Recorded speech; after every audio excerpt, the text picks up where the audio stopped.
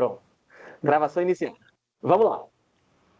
Galera, hoje vamos tratar sobre o texto Teoria Geral do Direito e Marxismo, de Eugenie Pachucanes.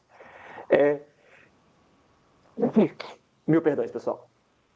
A alergia chegou, a época da alergia chegou. Mas vamos lá. Vamos tratar sobre a Teoria Geral do Direito e Marxismo de Pachucanes, Eugenie Pachucanes, tá? Pachucanes, ele é um marxista convicto, tá? E ele vai tentar olhar para o direito através da lente da perspectiva marxista, tá? Como assim, Pedro? Gente, como a gente sabe, a perspectiva do marxismo é uma perspectiva do que nós chamamos de materialismo histórico dialético, tá? O que é isso? É entender em termos, trocando em miúdos, né, considerando o termo aqui que a gente tem, eu não poderia explicar esse conceito de maneira aprofundada com uma hora, tá? Mas trocando em miúdos, o materialismo histórico dialético é você levar que a história da humanidade é a história do desenvolvimento material, da troca de mercadorias, tá? Do desenvolvimento do mercado. A história da sociedade é um processo, é uma história, uma dialética que está acontecendo para um sistema de desenvolvimento de mercado, de um sistema econômico, beleza? Tudo que nós vivemos até agora caiu, né, no desenvolvimento do capitalismo. Só que o processo dialético, né, é um processo que tem 3 partes. Quais são as partes aí do processo dialético? Alguém tem aí uma noção? Alguém sabe me lembrar? Do processo dialético? A dialética tem 3 etapas. Quais são as etapas da dialética? E alguém me lembra? Eu sei, mas eu esqueci. Galera, Eu esqueci tese, totalmente. Tese, antitese e antítese e síntese, antítese e beleza? síntese. Exatamente. Tese, antítese e síntese. Ou então, se você quiser simplificar, premissa maior, premissa menor e a síntese das premissas, tá? Meio que uma espécie de fusão das premissas. O processo dialético, portanto, é uma forma de raciocinar, tá? A dialética é uma forma de pensar que tem como sua premissa maior um ponto de partida, a premissa menor uma contradição ou um complemento, e por fim a gente vai levar essas duas premissas a uma síntese, ou seja, a gente vai meio que juntar essas duas coisas, essas duas realidades. Então, quando a gente fala de um materialismo histórico dialético, a gente fala sobre uma história, um processo histórico, tá? De constituição material, de troca de mercadorias, de construção de mercado, de processo econômico e tal, que vai chegar em algum lugar. Existe uma síntese, existe um lugar final ao qual nós temos que alcançar. A síntese é o resultado da conta. Então, o capitalismo é como se fosse essa grande premissa que nós estamos vivendo, em que existe uma antítese, que seria esse processo de emancipação, até que a gente chegasse no final dessa síntese, que seria a perspectiva do comunismo, tá? Na visão do Marx. Tá? Então, o comunismo seria esse lugar onde nós deveríamos chegar. Tanto que ele vai dizer, né, em algumas ocasiões, que o projeto do comunismo, né, deveria acontecer na sociedade mais capitalista de todas. Né? Você pega a sociedade mais capitalista de todas e ela é que vai dar origem ao projeto ideal do comunismo. Por quê? Porque essa sociedade mais capitalista de todas é a sociedade que vai estar sofrendo mais com as mazelas do capitalismo e já está buscando gradativamente essa contraparte, né, digamos assim, essa contraparte necessária. Tá? Então, através da visão desse materialismo histórico dialético, ou seja, através dessa visão mercantilizada, tá? Do mundo, materialista do mundo, que busca uma síntese, que busca uma resposta para esse sistema que nos oprime, que seria o capitalismo, Pachucanes vai vai virar-se para o direito, olhando o mundo por esses olhos. E a partir daí, eu mandei para vocês o capítulo 4, né, lá do Teoria Geral do Direito e Marxismo, e o nome desse capítulo se chama Mercadoria e Sujeito. O que esse capítulo vai falar propriamente? Primeiro, Pachucanes vai tentar justificar a ideia de que o sujeito, na verdade, é o que ele vai chamar de o átomo do direito. Sim, o átomo do direito. Átomo, galera, do grego, átomos significa inseparável, indivisível, tá? Então, o átomo é como se fosse a matéria fundamental de todas as coisas, tá? É claro que hoje a gente sabe que na física, né, na química, que o átomo não é, né, mais a matéria fundamental das coisas. Dentro do átomo existem outras coisas, né, o quark e tantas outras coisas que eu não vou estar sabendo, não sou dessa área, tá? Mas o fato é, existem coisas menores do que o átomo da física, da química. Mas a ideia original da palavra átomo em grego, átomos, não divisível, não esfarelável, né? Você não consegue diminuir o átomo, você não consegue repartir o átomo em coisas menores, tá? Mais uma vez, lembrando, não é o átomo da física, e sim o conceito de átomo, tá? O conceito de átomo aqui é o átomo do direito, ou seja, ele vai dizer que o sujeito é a menor forma, é a fórmula fundamental, é a partícula fundamental, digamos assim, do direito. É o sujeito que vai fomentar e possibilitar as relações jurídicas. E é o sujeito também que vai fomentar a possibilidade própria do direito, tá? Então, no fim das contas, a relação jurídica é uma relação entre esses sujeitos, entre esses indivíduos, tá? Fundamentalmente, quando a gente está lidando com o direito civil, a gente está lidando com um direito entre pessoas, né? Entre pessoas. Mas aí você pode dizer para mim, Pedro, mas no direito público, por exemplo, uma relação de direito penal, direito administrativo, não é a de um sujeito com o Estado? Claro, mas o Estado está interpelando você através de um outro indivíduo também. O Estado é uma instituição, fato, tá? Mas o Estado vai ter pessoas mexendo naquele processo, tá? Vai ter indivíduos ali naquele sistema. Então, olhar para o Estado só como uma máquina não é suficiente quando você entende que ele está lá sendo moldado, dirigido por indivíduos, tá? Então, o sujeito seria esse elemento fundamental, indivisível do sistema jurídico. Só qual é a questão? Você vai para as teorias idealistas, né, digamos assim, do direito. Porque, por exemplo, Marx, o materialismo histórico dialético de Marx surge quando? Surge de quê? Ele surge de uma leitura de Hegel, certo? Da dialética hegeliana. E Hegel é um idealista alemão. A visão dele sobre o direito é uma visão que está centrada na liberdade, na vontade livre, essa coisa abstrata, ideal, etérea, que está distante da nossa realidade.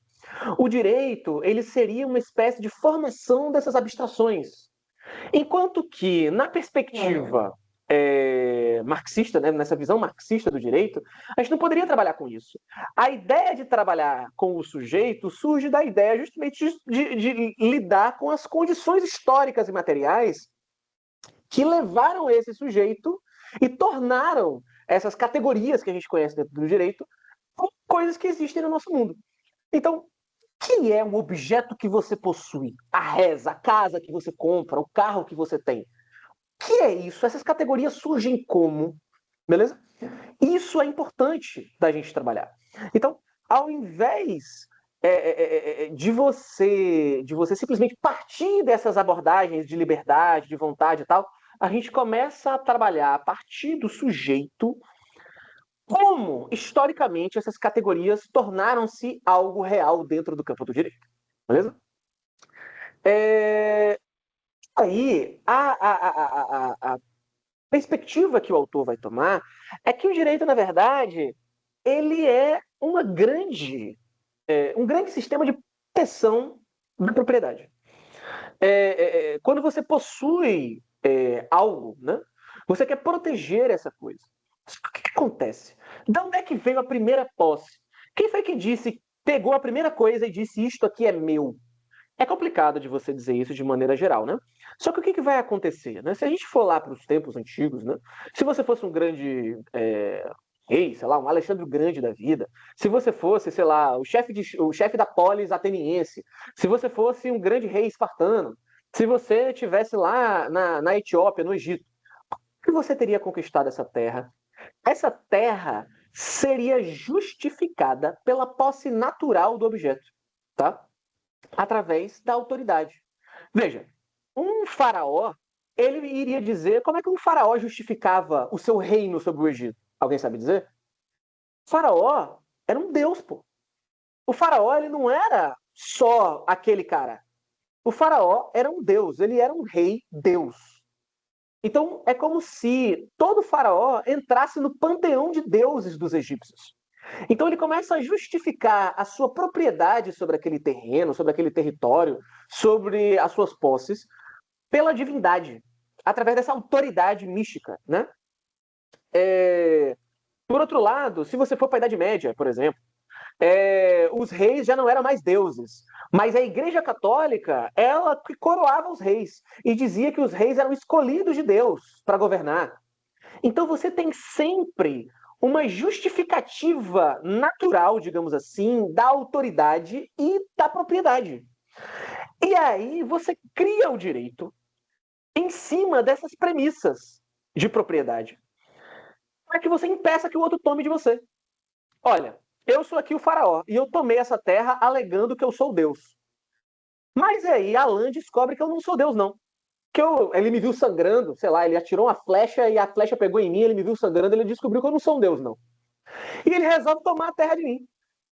O que eu posso fazer para coibir Alan de fazer isso? O que eu posso fazer para que ele não faça isso? Criar um instrumento que diga, que legitime a minha posse e torne a minha posse uma propriedade sobre aquele bem. Então, o direito, nessa perspectiva, surgiria de uma conversão da posse natural na propriedade. É como se fosse a elite criando uma justificativa para dizer isso aqui é meu e você não pode tomar.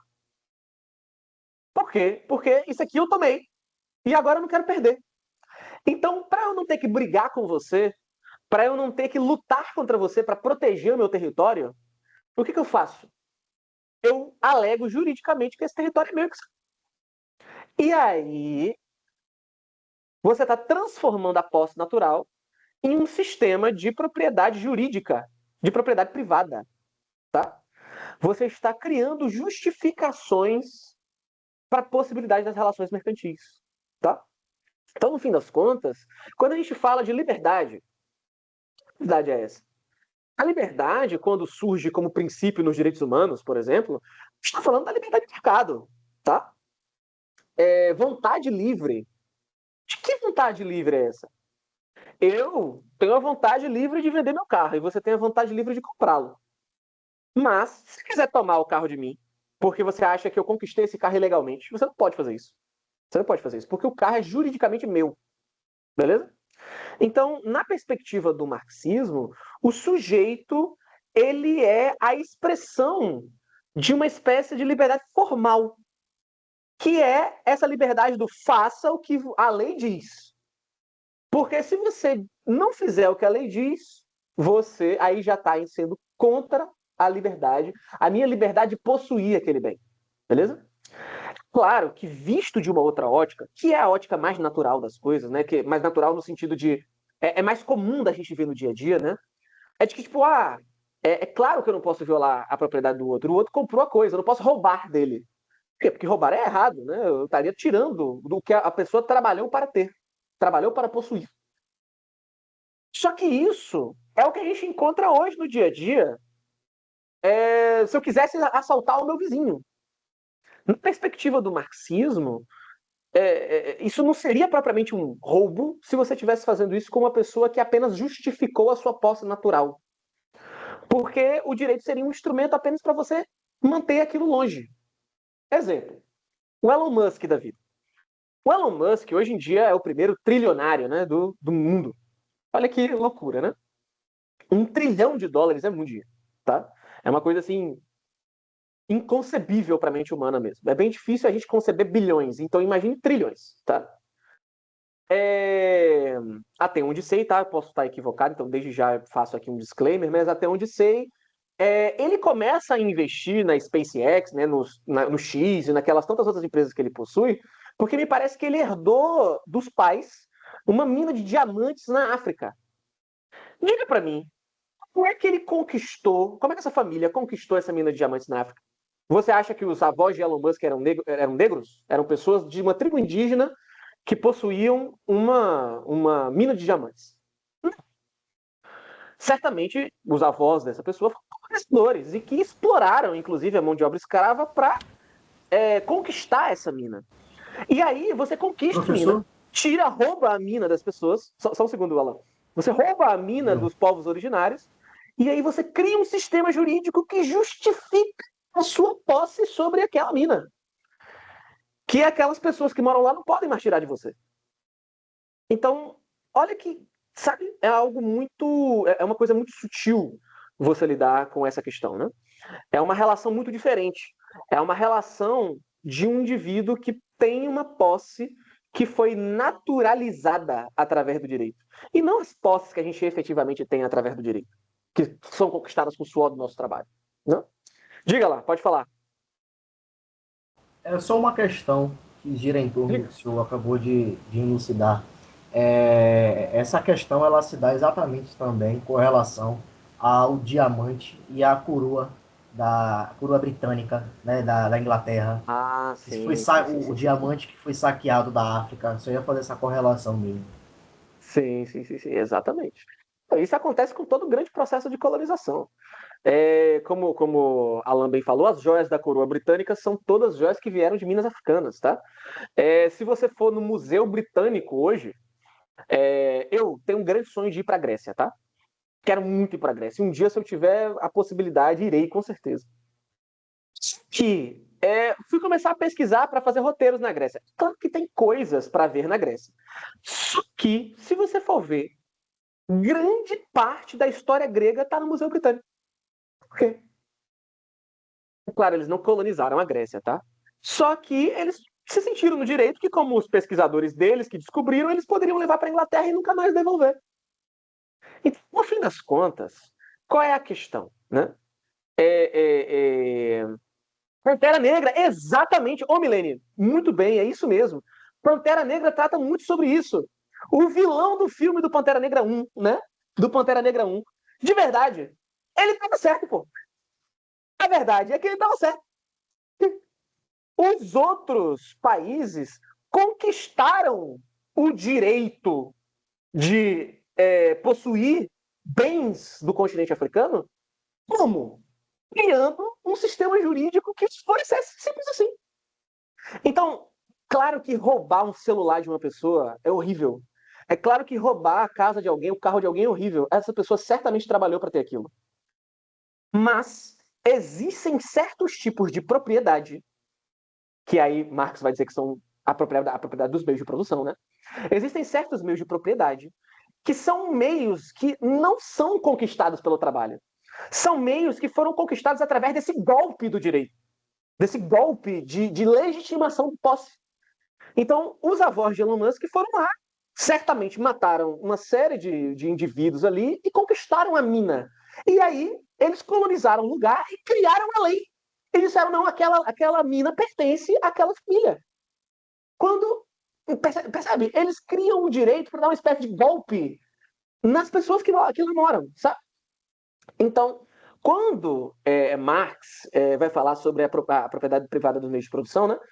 A verdade é que é praticamente aquilo que a gente não conquista com o trabalho. Você tem que legitimar a posse daquilo ali. De outra forma. Porque, Pedro, mas eu sou o dono de uma doceria aqui na minha rua. Eu sou o dono de uma doceria aqui na minha rua. Eu sou um pequeno empreendedor. Então, eu sou burguês. Eu sou dono dos meios de produção. Eu vou falar, não. Tá bom. Você não é dono dos meios de produção. Você é um pequeno... Eu poderia dizer que você é um pequeno empresário, mas nem assim você faria parte da burguesia. Certo? Você é apenas um trabalhador que conseguiu ascender minimamente socialmente para conseguir comprar um investimento. Comprar um investimento. Que seria a loja que você possui. Mas isso não é um meio de produção. Porque você não produz. Você tem um produto final, você faz o bolo. Mas você não produz a matéria-prima do que você está produzindo. Você tem que comprar de alguém. Você não é o dono da fonte. Você é apenas mais uma etapa do processo produtivo. Só. Então, quando a gente fala de propriedade de meio de produção, a gente está falando de coisas muito maiores do que isso. A gente está falando da indústria têxtil, dos caras que transformam a árvore em borracha. A gente está falando das minas de diamante, das fontes de energia que são controladas por grandes empresas. É disso que a gente está falando. Porque isso não é conquistado via trabalho. Isso é conquistado via legitimidade do Estado. Tá? Via legitimidade do direito. Então o direito dá esse golpe e transforma essa posse natural em propriedade. Juridicamente protegível. Né? Então, no fim das contas, ele vai fazer um paralelo entre a mercadoria e o sujeito. Por que, no fim das contas? Porque o sujeito, na verdade, ele vai servir somente para fazer a transição de mercadoria. A mercadoria, ela não se compartilha sozinha, né? Ela não, a gente não, o diamante não sai de mina sozinho. Né? A gente precisa ir lá minerar, e a gente precisa ir lá tolher, e depois vender, e agregar valor àquela coisa, certo? Então, o indivíduo é uma sociedade. O indivíduo, na verdade, o sujeito para Patiucanes, o sujeito de direito para Patiucanes, é, na verdade, o proprietário de mercadoria. Então, dentro do direito marxista, dentro da perspectiva marxista do direito, o que é o sujeito de direitos? O sujeito de direitos é aquele que tem coisas para vender, tem valor agregado a si. Tá? É aquele sujeito que tem valor para a sociedade porque ele tem valor econômico. Tá? E isso é uma coisa que a gente vê até hoje. No sentido de que, veja, por exemplo, um mendigo que mora na sua rua, certo? O mendigo que mora na sua rua, ele é um indivíduo em situação de vulnerabilidade. Mas porque ele não agrega valor de capital, dificilmente ele vai ter acesso a certos direitos. Ainda que a gente tenha direitos públicos. Vai ter gente que vai se negar a atender esse indivíduo no SUS, por exemplo, porque acha o sujeito sujo, por exemplo. Certo? Não estou dizendo que isso é o que acontece todas as vezes, mas certamente vai ter pessoas que vão discriminá-lo nesse sentido, certo? Então, a gente começa a entender que o direito é um facilitador da transformação do indivíduo em um proprietário. Então, quem é o sujeito de direito? O proprietário. Aquele que tem. O que possui é a pessoa que tem direito. E essa é uma realidade que se encontra até hoje. A gente aqui vive de plano de saúde, né? Às vezes até do SUS, em alguns casos. Uma pessoa que tem de fato a propriedade dos meios de produção nunca vai ter um plano de saúde e tampouco vai ter um SUS. Ele vai pagar tudo o que ele puder fazer da rede privada e vai entrar nos melhores hospitais do Brasil, certo? Porque ele é dono de posses. Então, logicamente, ele tem mais direitos que a gente. Ele tem o poder de ter mais acesso às coisas do que a gente. Certo? Então, para a perspectiva marxista do direito, o sujeito é o átomo da relação jurídica. Mas ele é o átomo da relação jurídica somente enquanto ponte para as relações de mercado. Então, vou fazer um paralelo bem estranho, tá? Eu estava em lua de mel esses tempos, né? Eu falei para vocês que eu ia casar, né? Casei, fui para lua de mel. E eu fui lá para o Maranhão. E lá no Maranhão tem uma reserva que tem vários macacos pregos. E os macacos, eles vêm cumprimentar as pessoas. Eles vêm ver as pessoas, né? Só qual é o negócio? Os macacos, eles já perderam tanto o medo dos humanos, né? Que eles começam a pegar as coisas da gente. Então, eu vi alguns macacos abrirem a mochila das pessoas e roubarem comida lá de dentro e levarem de volta para a floresta. Só que o que aconteceu comigo, né? Eu não tinha nada comigo. Então, os macacos, eles me viam como ponte. Sim. Eu abria assim os braços, né? E vi um macaquinho, pulava aqui na minha mão, ele passava aqui por trás de mim e ia para a próxima pessoa, para poder pegar a mochila da outra pessoa, sabe? O sujeito na relação jurídica de mercado para Patiucanes é basicamente a função que eu estava fazendo naquele momento. Eu era a ponte do macaquinho. O ser humano, o sujeito, na perspectiva marxista do direito, é apenas a ponte através da qual a mercadoria se transporta, gira. a economia é a grande preocupação do direito e o sujeito é apenas a ponte através da qual a economia circula. Entende? Essa é a visão que os marxistas têm sobre o direito. O direito seria uma espécie de legitimador da violência econômica que o capitalismo proporciona. Entende? Só que para isso, você precisa de um processo. Sim, um processo. Vai ter um conceito que o Patiucanes vai chamar de reificação. A reificação, o que é? Rei em grego ou em latim? Acho que é latim, perdão. Rei vem de res, que em latim é coisa, tá? Então, reificação é transformar em coisa. O direito, portanto, ele acaba fazendo esse processo de reificação com o indivíduo. O sujeito, ele vai se tornando mercadoria e vai se tornando importante na medida apenas que ele oferece valor à mercadoria. Um exemplo disso. Gente, que são as pessoas famosas de hoje em dia? As pessoas famosas de hoje em dia são as pessoas que vão pro TikTok, que vão pro Instagram, enfim, vão lá, se apresentam, viram influencers, né? Essa é a palavra que vocês utilizam hoje em dia, né? São os influencers. A Virgínia Fonseca, por exemplo. Essas pessoas, o marxismo diria, são pessoas reificadas. Por quê? Porque elas transformaram a rotina delas em mercadoria. Elas se gravam e mostram a vida delas para as outras pessoas a fim de ganharem seguidores, visualizações, etc. Então você transformou a sua vida em coisa. Você transformou a sua vida em um produto. E esse indivíduo que transformou sua vida em produto é mais valorizado pelo sistema. Por quê? Porque o sistema é um sistema que quer que você seja uma coisa, que você seja um produto, que você seja um valor a ser aplicado. Por quê? Porque é um sistema que vai olhar para você como apenas a ponte que o mercado circula. Então, a Virgínia vai para a CPI das bets e ninguém, pouquíssimas exceções, fazem perguntas difíceis para ela. Por quê? Porque ela é o sujeito qual o capitalismo deseja que a sociedade seja. Ela é a pessoa que circula mercadorias, que dá uma visão de que qualquer um pode chegar lá, né? No sentido de que você pode sair da pobreza e chegar a ter o dinheiro da Virgínia, tá?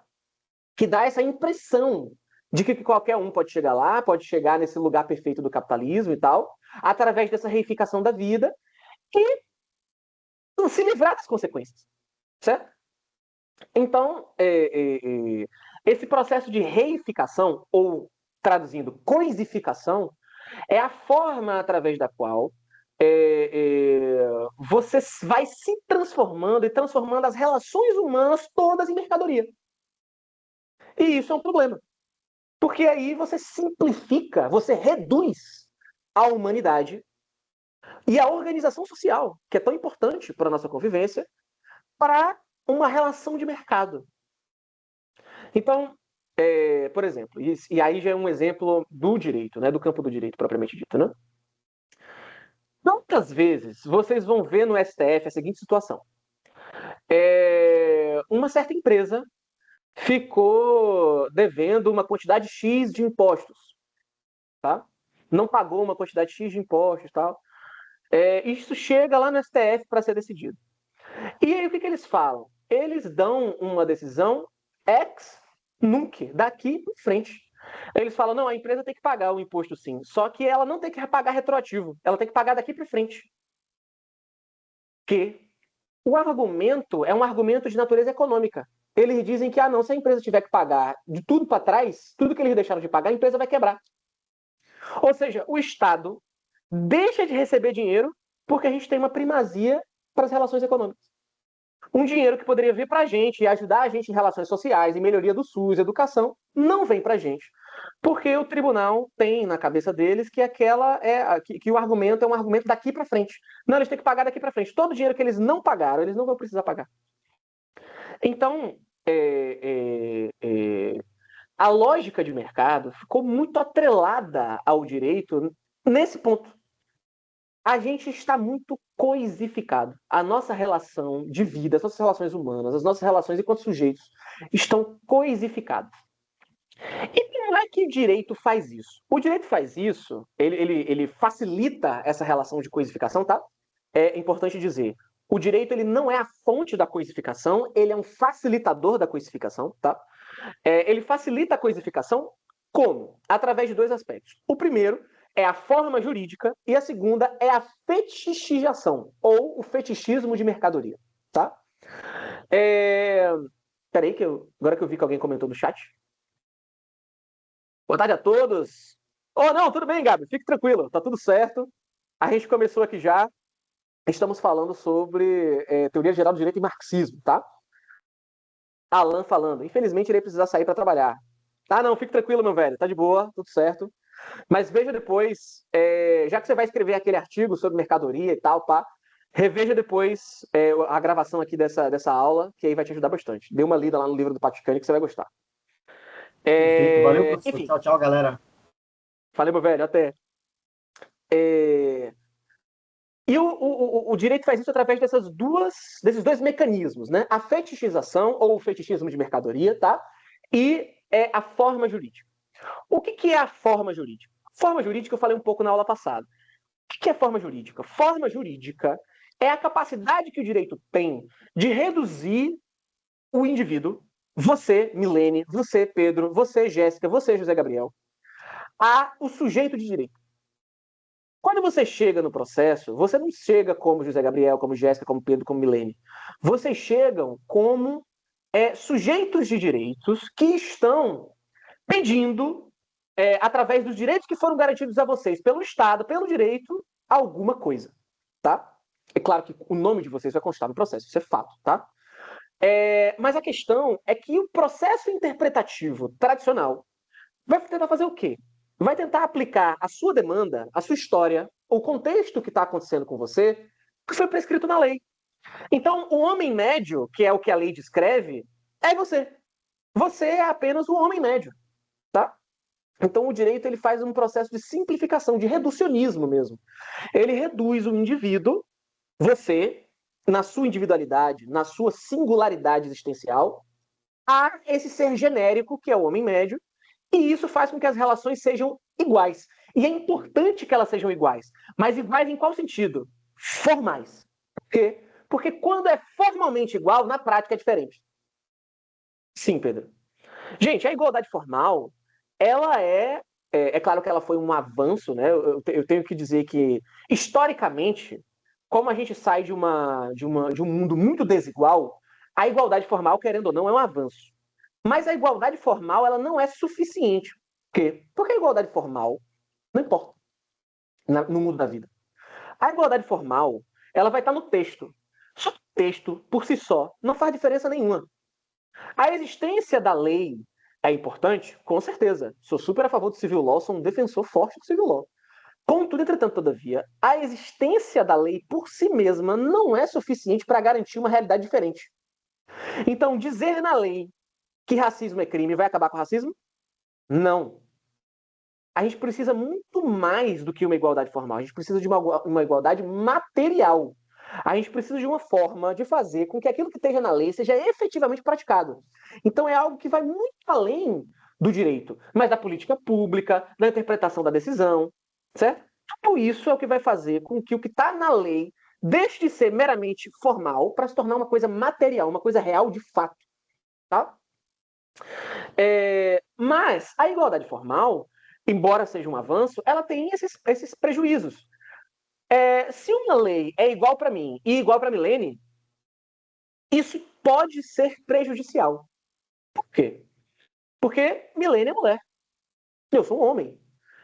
Estruturalmente, nas relações sociais, o homem tem privilégios. Pedro, como é que tem privilégios? Gente, eu posso sair andando na rua à noite, tá? E não ser assaltado, não ser estuprado, tá? Tranquilamente. Uma mulher precisa pagar para pegar um Uber e ainda assim ela tem que ficar no banco de trás do Uber para que o Uber não assedie ela, tá? Ou seja, mulher custa mais sobreviver, pô. Sobreviver é mais caro se você for mulher. Porque uma mulher tem que tomar uma série de cuidados que o homem não precisa. E aí ainda tem uns caras que quando chama a mulher pra sair, fala que tem que dividir a conta, ou então que a mulher que tem que pagar a conta porque ele que tá lá. Pelo amor de Deus, gente. Tá? Por quê? No fim das contas, existem desigualdades materiais nas vidas dos indivíduos. Tá? O fato de eu ser uma pessoa branca faz com que a minha vida seja mais barata do que a vida de uma pessoa negra, que tem que tomar uma série de cuidados para que não morra na rua. E isso custa dinheiro. Então, no fim das contas, a igualdade formal, ela é um avanço? Pode até ser. Contudo, ela não faz com que nós sejamos iguais automaticamente. A minha vida, por eu ser quem sou, é mais barata do que a vida de vocês, de alguns de vocês. E isso necessariamente precisa ser corrigido. A gente precisa de uma política material que transforme isso, tá?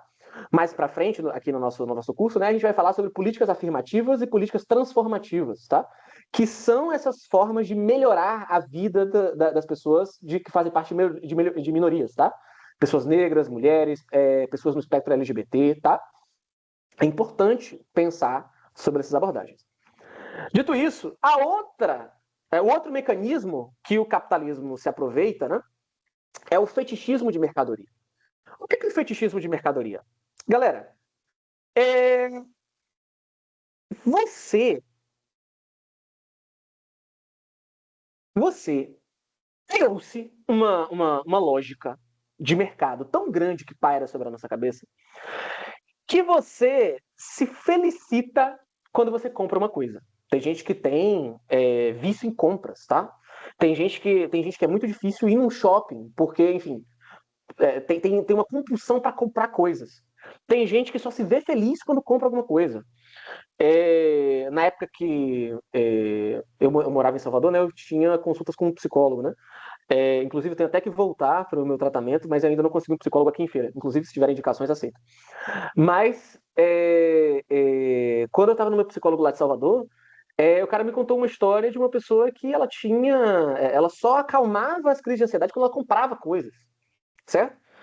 A compra, ela se tornou um método de alívio, de prazer. Oh, beleza, José, fique tranquilo, fique tranquilo. Então, a compra se tornou uma forma de alívio, de prazer.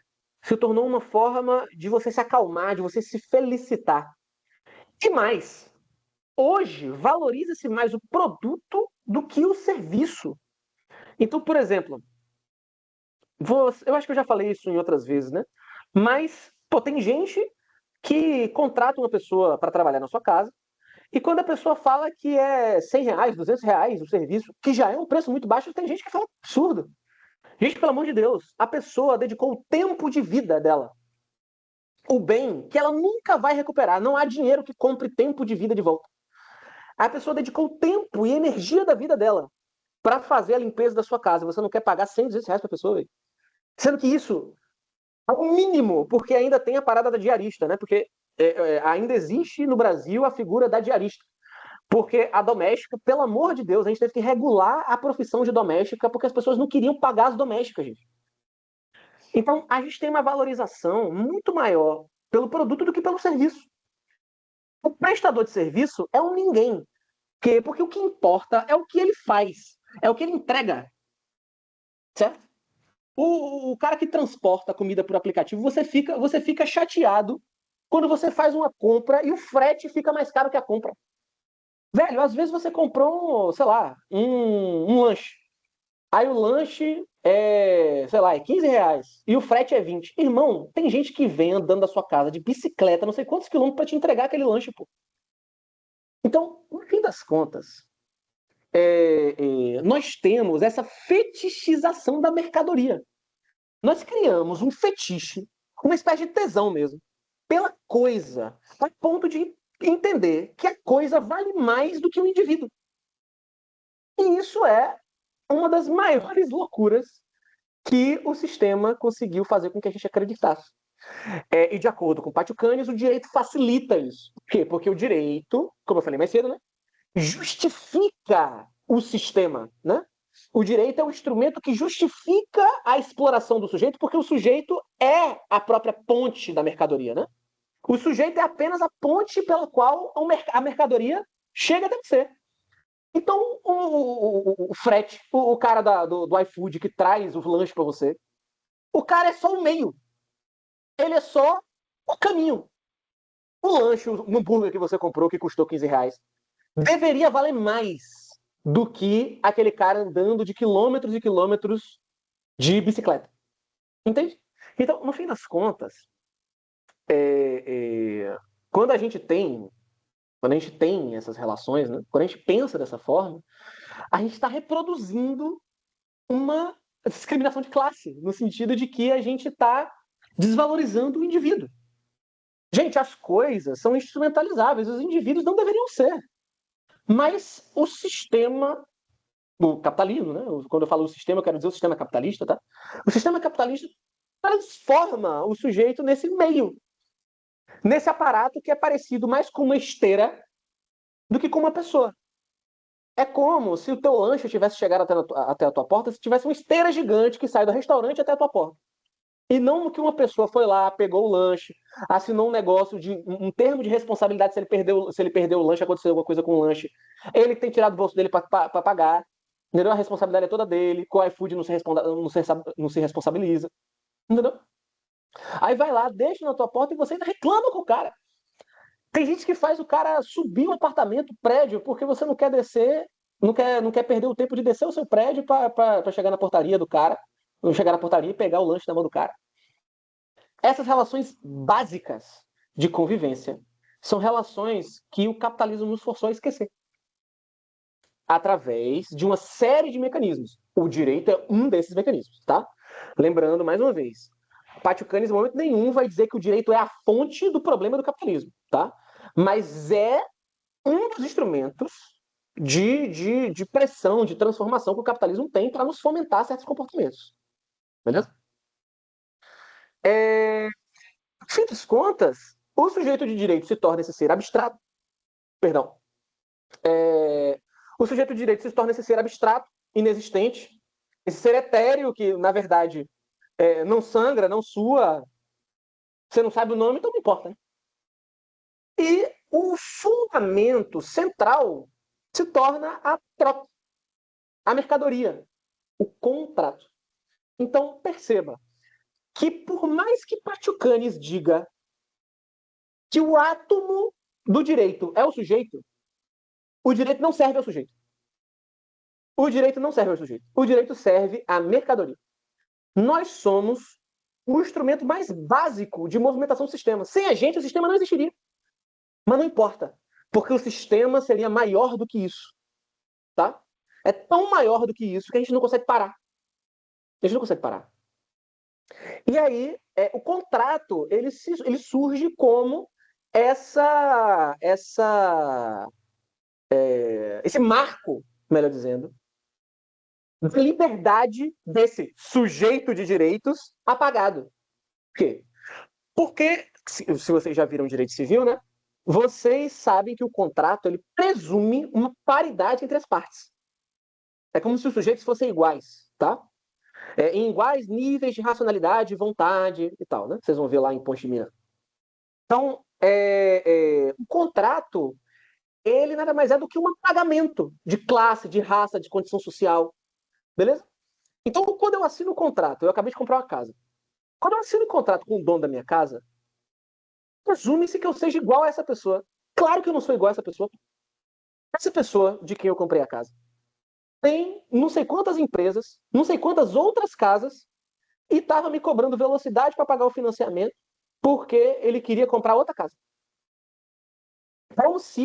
Como se eu deixasse, se eu atrasasse um dia, ele fosse morar na rua. Claro que não ia. Ele ia comprar uma casa de praia em Itapecá. Então, no fim das contas, essa paridade, essa presunção entre os indivíduos no contrato é necessária para a manutenção do sistema. Mas a visão de uma paridade contratual é inexistente. No sentido objetivo do termo, né? As duas pessoas são pessoas diferentes, tá? São pessoas diferentes. Então, a relação contratual paritária é uma ilusão, na perspectiva de Patiucanes, né? Seria uma ilusão criada pelo direito para fazer acreditar que nós somos todos iguais, quando não somos. Não somos iguais. Tá? O contrato, ele é o grande pináculo, ele é meio que a mensagem, ele é a lembrança constante que o direito nos faz de que, olha, vocês estão sob o jugo do direito. Então vocês são todos iguais. Vocês têm igualdade de oportunidades. Vocês são todos parecidos. Vocês têm todos aí as mesmas condições. Quando isso não é uma realidade. Isso não é realidade. Beleza? No fim das contas,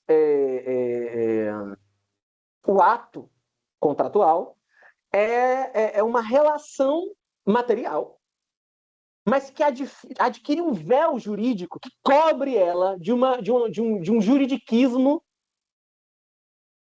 que tenta fazer com que aqueles indivíduos se coloquem numa situação de paridade, quando isso não é verdade. Isso, para mim, se torna ainda mais claro em contrato de adesão, por exemplo. Aqueles contratos que já vêm prontos e que você não tem como negociar. As pessoas dizem, tá, então não contrate. Se você não gostou daquele serviço, não contrate, procure a concorrente. Mas hoje em dia, tem coisas que são impossíveis de você conseguir na concorrente. Exemplo básico: streaming. Se você assina a Netflix, por exemplo, você se depara com um contrato de adesão. Eles não vão modificar cláusula nenhuma do contrato porque você está adquirindo a Netflix. Você vai aderir àquele contrato padrão da Netflix. Tá? E aí a pessoa vai te dizer, mas se você não gostou dos termos e condições, vá para Prime. Vai para Prime Video, pro HBO Max, para Disney Plus. Só que aí você vai dizer, mas eu quero assistir Stranger Things, que só tem na Netflix. Então, percebe? No fim das contas, existe ainda esses pequenos monopólios que fazem com que a gente se submeta a certas contratações que a gente, em outros casos, não aceitaria. Então, esse livre mercado que o capitalismo propõe, que livre mercado é esse? Eu não vejo, nesse caso da Netflix, eu não vejo livre mercado. Se quer assistir série e tal, e ela só tem na Netflix, legalmente, como é que eu vou assistir? Eu teria que assinar contrato com uma outra empresa, mas a outra empresa não tem essa série para eu assistir. E aí? Como é que eu faço? Não faz. Não faz. Então, ou você se submete ou você não tem o serviço. Fim da história. Acabou a ideia. Beleza? Então, essa paridade não é bem exatamente uma paridade, né? Ela é uma paridade fictícia. Qual é a mensagem que Patiucano está passando para a gente? A mensagem que Patiucano está passando para a gente é que o direito é uma grande ficção, no sentido de que ele é uma ficção com um lado, uma ficção que escolheu um lado. Ela é uma ficção que protege essa fantasia do capitalismo, né? De que a gente é igual, de que todo mundo aqui é meio de mercadoria e, portanto, todo mundo é formalmente igual. Entende? Então, no fim das contas, essa relação do indivíduo com o outro se torna uma relação apagada, né? Eu gosto muito de um termo, eu esqueci como é qual autor que utiliza agora essa palavra, mas tem um termo que é effacement, apagamento. Quando a gente olha o direito sob a perspectiva do marxismo, o direito é um grande instrumento de apagamento das individualidades. Você não é mais José Gabriel. Eu sou sujeito de direito. Ponto. E o Elon Musk? O Elon Musk também é sujeito de direito. Então nós somos iguais. Não. A verdade é que não. Como nós vimos lá no começo da aula, a verdade é que não. Elon Musk está 1 bilhão 999 bilhões de dólares de diferença de mim. Ele tem poderes que eu não possuo. Ele é praticamente um Batman e eu sou um ser humano normal. Beleza? Então, existe uma diferença clara nesse sentido. Né? E qual é a proposta de Patiucanes? Né? Patiucanes, ele vai dizer que a tomada de poder pelo proletariado, né? Ou seja, a ideia que eventualmente se tornará o comunismo, né? Porque é importante É importante sintetizar uma coisa, tá? Socialismo e comunismo são coisas diferentes, e na visão de Marx, um é o caminho para o outro, tá? O socialismo é a ditadura do proletariado. E esse é o caminho, o socialismo é um caminho para o comunismo, que é um sistema mais avançado, beleza? Então, o socialismo, ditadura do proletariado, é os trabalhadores tomam os meios de produção e, a partir da ditadura do proletariado, monta-se um Estado que valoriza o trabalhador. Uma vez que organiza-se esse Estado, os trabalhadores, a ditadura deve sair do poder e ir para um outro sistema, que é o sistema do comunismo, tá? Que é um sistema não é exatamente anárquico, mas é um sistema comunitário, é um sistema de comunidade. É quase como se o país se tornasse uma espécie de prefeitura-bairro, em que as pessoas se autorregulam dentro de um determinado contexto democrático, tá? Então, o comunismo, ele é uma outra coisa. O socialismo é uma coisa, o comunismo é outra. E na visão de Marx, porque existem visões diferentes, tá? Na visão de Marx, o socialismo é o caminho para o comunismo, tá? O que então o Patiucanes vai dizer? O Patiucanes, ele vai dizer que quando o proletariado toma o poder, ou seja, no processo de queda do capitalismo e instauração do socialismo, a ditadura do proletariado, tá? Não se abole imediatamente as relações mercantis. Tô pegando aqui a colinha do texto, tá? A tomada do poder pelo proletariado não abole imediatamente as relações mercantis. Durante o período de transição para o socialismo, empresas estatais ainda atuam de forma autônoma, utilizando métodos de mercado e cálculos econômicos, o que exige a manutenção das formas contratuais, regras de direito civil e tribunais para resolver disputas. Isso aqui é o começo do processo, tá? Só que, no fim das contas, o que Patiucani está dizendo? O direito ainda vai existir no socialismo e no comunismo. Ele não está dizendo que é para a gente abolir o direito. O que Patiucanes está dizendo é que a gente tem que abolir a forma jurídica, que é aquilo que eu falei mais cedo. A forma jurídica. O que é isso? A forma jurídica é uma daqueles métodos que eu falei que o capitalismo tem de nos seduzir, digamos assim. Essa ideia de que todo mundo é igual. Porque na interpretação jurídica, o direito faz esse apagamento do indivíduo para a transformação do indivíduo em sujeito de direito. Beleza? Então, ele vai dizer que a forma jurídica ela não serve para a criação de categorias proletárias eternas. Ela encerra a sociedade temporariamente do seu horizonte burguês. Então, você vai encerrar essa forma jurídica em algum momento para que a gente encerre o horizonte burguês. Em algum momento, esse direito burguês vai ter que acabar. E esse momento, pelo menos no meu entender, né, porque aí eu vou ter que ser muito sincero, é uma coisa muito interpretativa, porque ele não é muito claro, ele prevê que, à medida que a economia de mercado for erradicada e substituída por uma economia totalmente planificada, baseada em métodos técnico-administrativos, direitos de organização e distribuição, a forma jurídica e a categoria do sujeito de direito irão desaparecer gradualmente e morrer por completo. Então, a ideia dele é que o processo econômico seja um processo econômico de planejamento e não de livre mercado. Quando a gente fala de economia planificada, né, tem gente que fica com muito medo, porque já pensa no tabelamento de preços, tá? Mas economia planificada não é a mesma coisa que tabelamento de preços, não é necessariamente a mesma coisa. Você pode fazer uma economia planificada através do tabelamento de preços, mas não é a mesma coisa, tá? A economia planificada é uma economia comum. O que isso quer dizer? Ao invés de, olha, Pedro faz microchips e eu faço a carcaça do computador. Eu tenho uma empresa e ele tem outra empresa. E eu compro os chips dele através de uma parceria, através de um contrato de compra e venda, enfim. A relação vai ser uma relação de planejamento.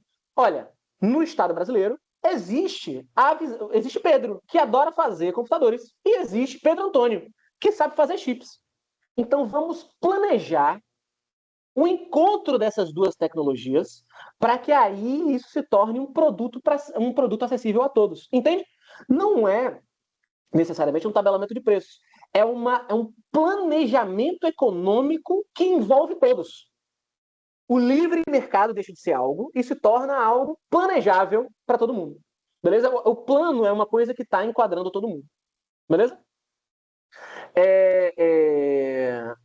Então a gente vai fazer uma transição desse sistema. E uma vez que essa transição acontecer, na perspectiva de Pátio Camis, o direito deixará de existir enquanto forma jurídica.